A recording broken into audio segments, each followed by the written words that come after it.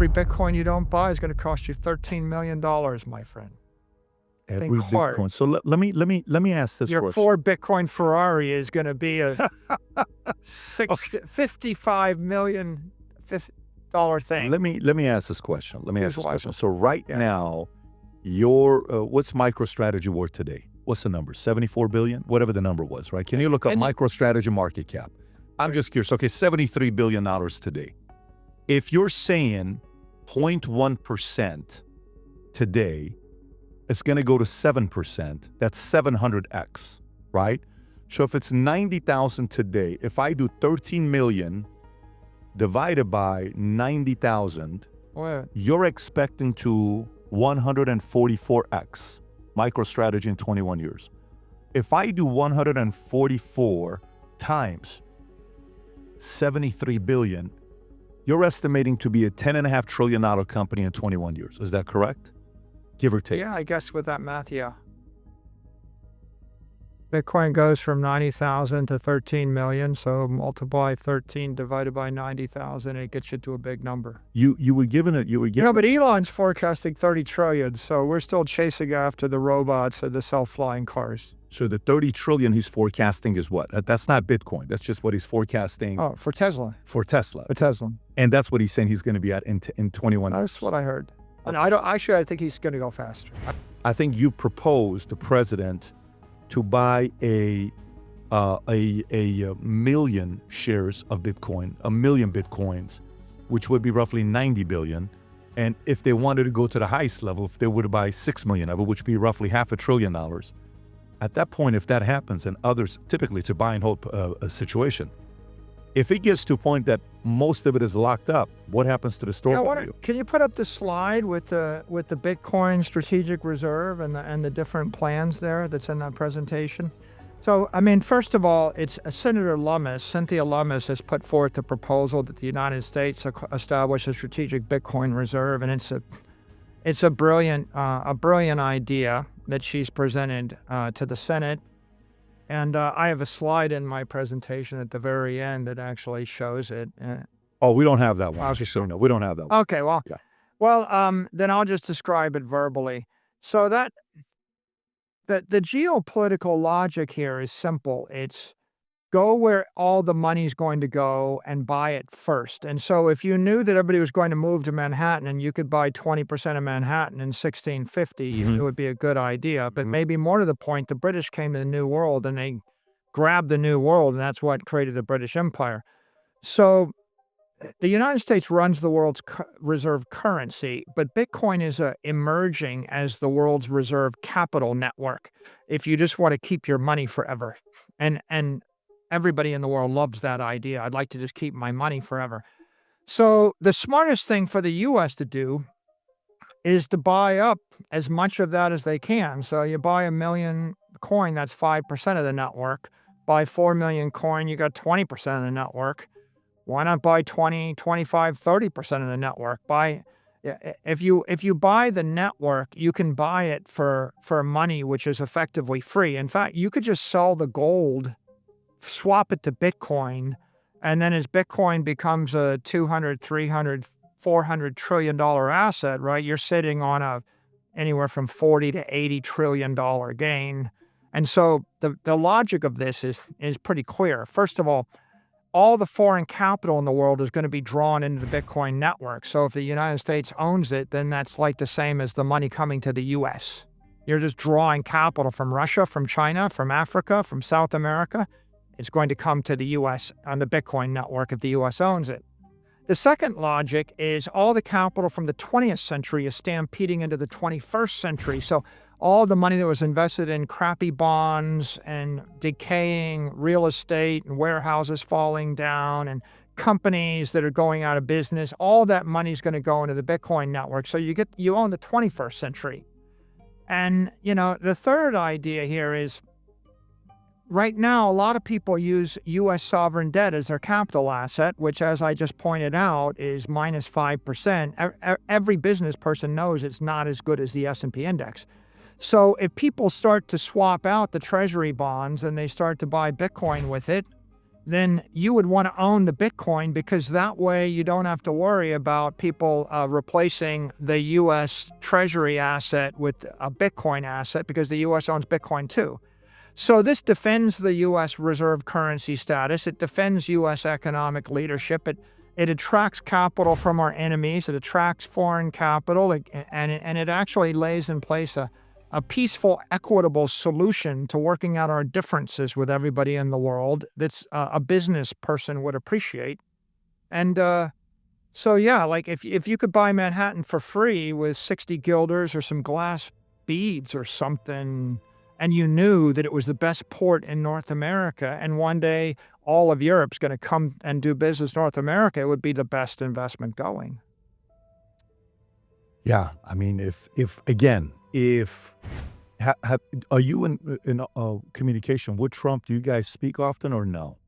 Like I couldn't tell you if I No, no, did. I'm not even talking about. Like I talk to a lot of people in confidence about this, but maybe more to the point, I'm very public. I mean, the presentation at Bitcoin Nashville that I had like 1 million views, and the presentations I've uploaded, the keynote I put up last week is like 500,000 I get views that. online. So everybody in the industry knows what I think. Nah, that's a difference, because there is that, and then there is the conversation where, if there's a relationship for somebody to be in someone's ear. For example, Musk is in there, they're doing things together, right?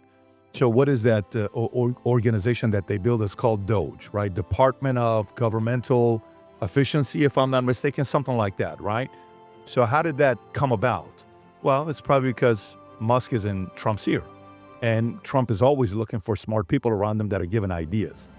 I'm asking the question because I'm wondering if somebody like you is in his ear. Well, he's got a lot of smart people around him, and I'm talking to all those people. Okay, so then, in other words, the answer is directly or indirectly, yes, is kind of what it looks like. I would say that. Okay, I like that. I'll take that. I mean, however the audience wants to process it, they can. In regards to when you see companies like BlackRock, them getting into it, you getting into it. When BlackRock got into it, it was a market shift. It was almost like a level of validation, where the market's like, wait a minute, who got into it? A critic?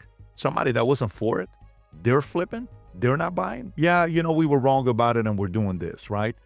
How many of these stories that are public, again, I'm not talking private stories, how many of these stories are public, Michael, that people who were fully against it are now coming around and saying, no, we have to add this to our portfolio? I think Larry Fink of BlackRock is by far the most compelling spokesperson for the Bitcoin movement, and he kind of epitomizes the intellectual journey, which is a successful financier first hears about it and hears about all the negative things, and good financiers, they go through the checklist of what are the 100 risk factors, right? Because if you're really good at finance, you can tick off all 100 risk factors. So you do the check, you think about it, and you think, well, kind of scary, I'm going to hold off on it for a bit, and you're skeptical. I was skeptical in 2013. He was skeptical. But at some point, if you're around it enough, if there's a need, if you have a need to know, maybe you get pushed and you realize, I need to open my mind and I need to embrace a new idea, find a new idea for growth. Maybe it's defensive, maybe it's a growth initiative. And then sometimes when a critical mass of people that you respect begin to speak with you about it, then you open your mind and then you take the position that this is actually a new, profound, revolutionary thing. It's digital capital. I misunderstood it before. I was wrong. I see a place for it in the world. We have this saying, which is everybody's against Bitcoin before they're for it. Everybody is against Bitcoin before they're for it. And so, yeah, it's not unique. It's pretty common. It's like 1 hour to denier.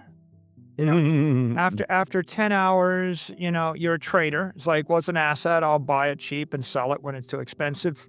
After, 100 hours, you start to move to be more of an investor. Like, maybe this is a good investment, like Apple or Facebook. And after 1,000 hours, you're a maximalist. You're like, actually, this is an ethical good. This is freedom and economic and property rights to 8 billion people.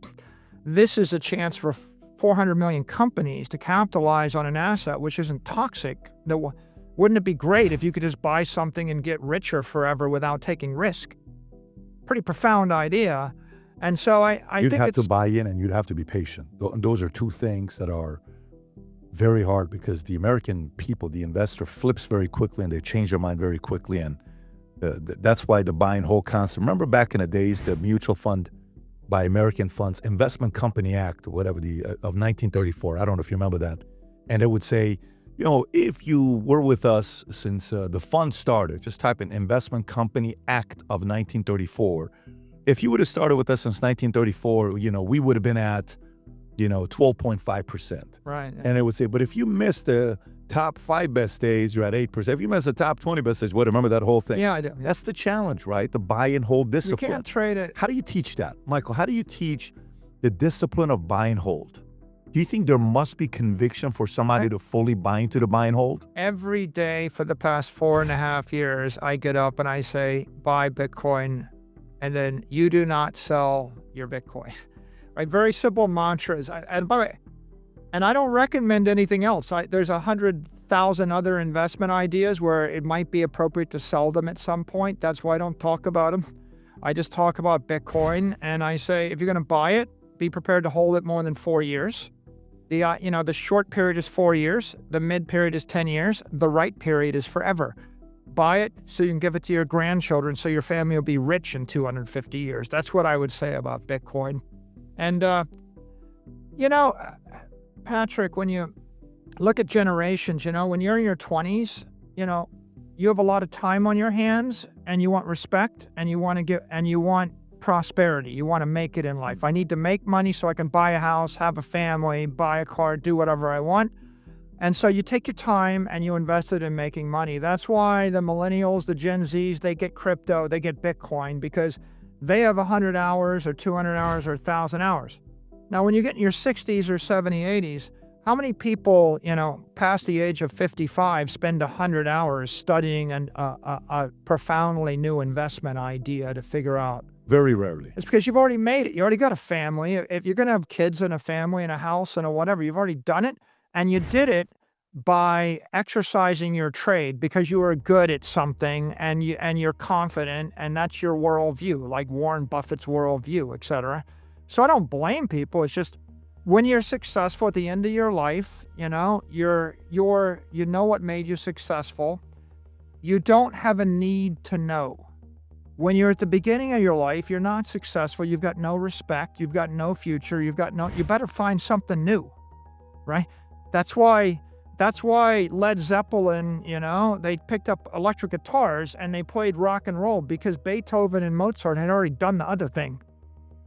Too late for that new thing, right? The new people get the new thing. And so occasionally you find a 30, 40, 50, 60-year-old who will embrace the new idea, but it's like, what is it? You have to be profoundly, intellectually curious.